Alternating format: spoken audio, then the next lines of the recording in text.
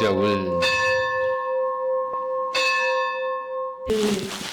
ሚዲያው በኩል ይህን ሳምንቱን ሕማማቱን የኔታ አጭር መልእክት ያስተላልፋሉ፣ ያስተምራሉ። በየቀኑ በዚያው በያላችሁበት ሆናችሁ ምእመናን ይህንን እንድትከታተሉ እናሳስባለን።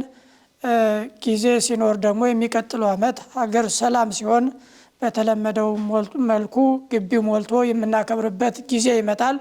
ለጊዜው ግን ይህን ዘመን ለማለፍ በዚህ መልኩ እናከብራለን ማለት ነው። በያላችሁበት ጸልዩ፣ ስገዱ። ይሄ ነው መልእክታችን። ጎለጎታ ሁላችሁም እንደምታውቁት ዝግ ነውና ይሄ ሳምንት ሰሙነ ሕማማቱን ወደ ጎለጎታ እንዳትመጡ በጥብቅ አደራ እንላለን። መልካም ሰሙነ ሕማማት ሳምንት ይሁንልን። መልካም በዓል ይሁንላችሁ። ደውል